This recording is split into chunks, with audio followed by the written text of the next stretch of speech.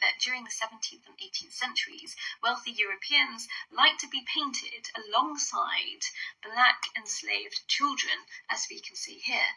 As you know, during this period of time, black African children were trafficked from Africa to the West Indies to work on plantations with their parents. However, a number of these children were also selected to be sent back to Europe to be used as pets, essentially. It was seen as very fashionable by white Europeans to own black children who could be dressed up in fine clothes and basically wait on them like pages. And to be painted with one was the ultimate symbol of wealth and status, and that is why we have a number of them in these paintings, although generally their names and identities are not known. What's even more tragic is that most of them have got these collars on, a symbol of their enslavement. And most of them are boys, and these boys always have one pearl earring.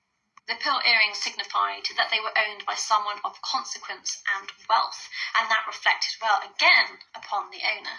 These young boys, who are usually below the age of 10, could be sold as soon as their owners got bored of them.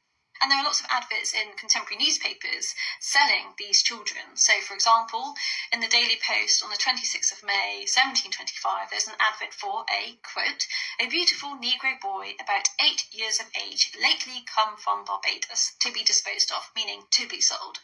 In these paintings, you'll always see these children doing some sort of menial task. This boy here is holding 2 dogs on leads, and this child here is carrying a basket of fruit for his mistress. But we also can't forget the fact that these children were also included in these paintings because it made the sitter look incredibly white. The juxtaposition between these poor enslaved children and their white owners was seen as very fashionable at the time. And in this painting particularly, everything is aimed at making this woman look as white as possible. And this is a trope seen again and again during these paintings. Interestingly, here we actually have a young girl. As I said, we don't generally see young black girls in these paintings, but we can see that she is also adorned with pearls and some other gems to basically draw the attention to the juxtaposition between the dark skin and the white pearls. Here we have another example. We have a young girl with a pearl necklace holding a shell filled with pearls. Sometimes the juxtaposition between the light and the dark is so ridiculous that the black children almost fade into the background. For example, this is particularly outrageous. Like, look at this child, almost falls into the background, except for his collar.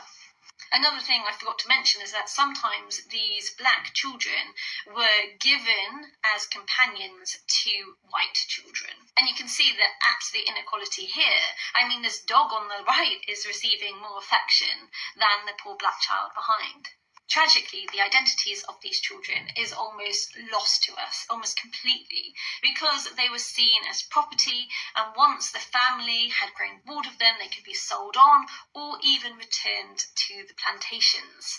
And so to this day, these paintings remain the only evidence that they ever existed. That was just on. Bro, why so heavy? Look at my hand. Trying to hold this up, bro. 18 hours every day. This is light chain. Light chain is used for children or babies. They have to put this iron brand into fire. When it's very hot, the kids are lifted. While they take this, I use a small padlock to hook it up for them not to be able to eat while working the sugarcane plantation or to communicate whenever they are working. All right, Shalom. First off, I want to give all praises, honor, and glory to Yahweh, Bahashem Yahushai, Bahashem Rakah HaKadosh. And double honor to the apostles and the elders of Great Millstone. All right, first off, I want to say shalom to the ones that push this word out in truth and in sincerity, which are the apostles and elders on down to the brothers. And shalom to the ones that endured his faith until the very end, until the time of Jacob's troubles, which are, again, the apostles and elders on down to the brothers and a few sisters. All right, so shalom. So, I wanted to, do this quick video, like a response, off of, Thawada to, these brothers, GMS Holland, right? Hallowed be thy name, right? These are, the brothers that's over there in Germany, right? So Thawada, for sending this video out, right? I watched this and I was, looking, multiple things, when you watch things like this, it starts coming to your mind, right? And first off, that, and he even brought the scripture out, Joel 3, right? That's the main scripture that we use to show and prove, that we are the real, children of Yahweh Ba'ashim Yahushai, right? The real, Israelites. That's just what it is, right? What they do, is they have them look dark. That's exactly why we have that book. Every time we go out to camp, we have this book, The Black Kings of Europe, because this devil, man, he knows damn well that the Israelites were the real Europeans, right? Which is why they colonized Africa. And that's why they was telling the Africans that that they was even teaching them in the school system, saying, yeah, y'all the real Europeans, right? But that was a whole different video. One thing you'll notice in that book though is that the images, right, even on the front cover, you start seeing these blotches of white over the the dark skin, right? You can see it was black men in those images, but you started seeing blotches of white. And over time, the elder here of Baltimore, Biblical Defenders, right? He went into it further. Throughout each image, they start implementing, these blotches of white coloring, and eventually it would be a full-on, so-called white man, right? And that's what they do through gradualism. They start indoctrinating it into people's heads, and ultimately, the biggest one that they did was, of the Messiah, right? With this so-called white man. And y'all can't say that these people are not the devil, right? After everything that they've done, after everything you just watched here, you cannot say that this man is not the devil and all the heinous crimes that he's committed. But yet y'all want to say, his skin color don't matter. When it comes to so-called Jesus. Y'all want to say, oh, the color don't matter when we bring it out. But yet, if we put up the white man with the stringy hair, nobody's going to question it. But you bring out a black image, right? Even Putin did it. That's when people want to say, oh, yeah, color don't matter. Or he didn't have a skin color. I guess he was just a orb at this point. That's when it doesn't matter. You bring out the books that show that we was the kings of Europe. Oh, they want to hurry up and debunk that. They want to say that's not true. Right? Everything that's according to us, that's when there's a problem. But they can believe in their Islam, the Christianity. They can believe in all that. They can believe that they can believe in, I've recently looked into it. They can believe in their, the Anglo-Saxons being white as well, because one thing that they don't know is that the Anglo-Saxons were Israelites, right? That was Israel. That was us. Okay? Those historical figures of the Anglo-Saxons, like, what's his name? Beowulf, right? That was a Jake, right? Them Anglo-Saxons, man, those were Jakes. The ones who brought English from Germany over to Great Britain, those were Jakes. Right? That was Israel. That was us. But they'll leave that out. But there's a lot of people on the internet who say that our slavery wasn't, all that bad or wasn't real. But you would never hear one of them say that the cost was fake or not real or not that bad. You'll never hear them say that, because if they do, they're going to automatically take that video down. But the ones who say that slavery was, not all that bad or wasn't real, they're going to keep the videos up. Why is that? Right? These people know, y'all the devils, man. Y'all know. So, I want to get a few scriptures, man. First off, I want to start off with Joel 3:3. Yep, it says, 3:1, Salaki. For behold, in those days and in that time, and after this I'm going to expound on it a little bit more, It's like a commentary. For behold, in those days and in that time, when I shall bring again the captivity of Judah and Jerusalem, right? Now that also shows, man, we're the ones who fit the curses. Because what? The Lord said he's going to bring us into captivity, right? Judges 10 is one of my favorite scriptures on that, man. He said, did I not deliver you out of all these different captivities, and yet y'all still want to serve unto your other gods? Therefore, y'all will cry unto your gods in those last days. Don't come crying to me. Look what happened to us. We're in every single wind of doctrine but the Lord. Right? Our people are the main ones who stuck in a docile state after what this man has done to us, right? For our punishment. And now look at us. We believe in all these different gods. Jake will do anything. They follow onto these heathen customs. You got black women putting skinned cats in the sinks, right? You got Jake dyeing their beard orange. You got them believing in Greek mythology. You got them, they're in every wind of different doctrines. And the main reason why we're in this situation in the first place. Right? They believe in Dagon, Baal, Anubis. Right? They'll follow onto the Egyptian customs, the Queen of Heaven. Right? What did King Solomon worship? Right? Look at what happened to us. And you cannot say that we don't fit the curses. But yet every goddamn day when I'm on YouTube, I'm seeing these videos and ads popping up of these heathens over there sitting there crying and saying that, they're over there poor, they need help. And one of them asking this child, what would Allah would ask you, who did this to you? Nah, the Lord did that to y'all. Because y'all the dogs that lick the wound, right? Y'all liars. But nobody's going to come over here and ask one of them Jakes that's out there, strung up on drugs, going around shooting and killing. What happened to y'all? What happened to you people? Y'all used to be of a royal priesthood.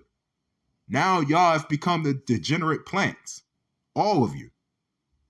Nobody's going to ask that. So, it says, I will also gather all nations and bring them down unto the valley of Jehoshaphat, which the valley of Jehoshaphat is Yahweh Shaphat, which is Yahweh's judgment, and will plead with them there for my people and for my heritage Israel, whom they have scattered among all nations and parted my land. Right? Now that's a precept to Obadiah verse 7. Right?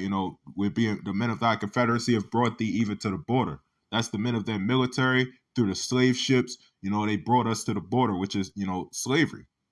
Right? And that the time of the slave ships, for that to even be mentioned, that was also torture, man. Again, what we went through was not slavery. That was torture.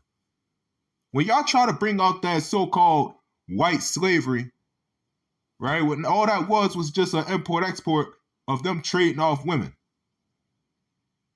And y'all try to bring that out as an excuse. Knowing damn well the shit that y'all done to us, right? The things that y'all heathens, y'all Arabs even done to us through the Barbary slave trade as the elder goes into, right? Because y'all got a lot to pay for as well, because y'all the ones who funded those. The same shit that you just seen right here, that's where you get what I hear, if a man wears one earring, like on the left ear, usually, that's considered you being a flame, right?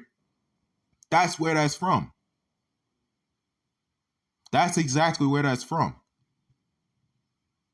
And they even said they put the blackest children in the paintings with the whitest person and makes them look whiter, makes them look so-called superior.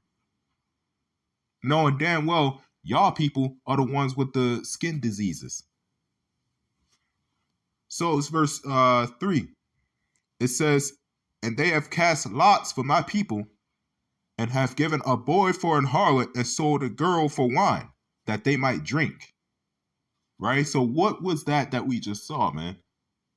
They sold a boy for an harlot You know, those boys that you saw in those images, man, they turned into flames, right? They're the ones who got turned out. That's what you see today, till this day, in the Hollywood industry, the entertainment, everything. They're all turned out. And can't nobody say that, you know, you got, and the fact that you got these other camps too, that know. And they'll sit there and say there's good Edomites and bad Edomites. And then you got Jake that's in these camps, Bishop Nathaniel. You was the main one teaching Yahweh Ba'ashim Yahushai. And now I'm going to get you teaching Jesus Christ. Why? Because you sold out unto the very people who sold you. Right? The very same people who stripped that name from you. And they stripped it from you again. And they'll keep doing it until there's nothing left of you. And yet you don't even see that.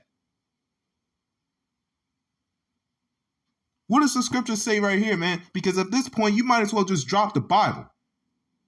But nah, you want to do it for the fan base. You want to do it for money that they give you that you don't even own. And money that they're going to take away from you in those last days. And that fame. Because at the end of the day, you are those little black boys right there that you see that I just had playing, that video. You're one of them. A slave.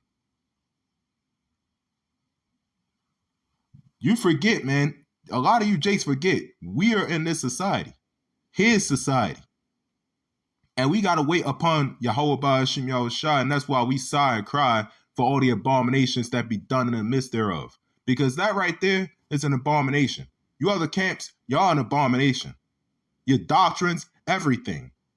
Even these images that were just shown, that's an abomination. Right? And you should have shame.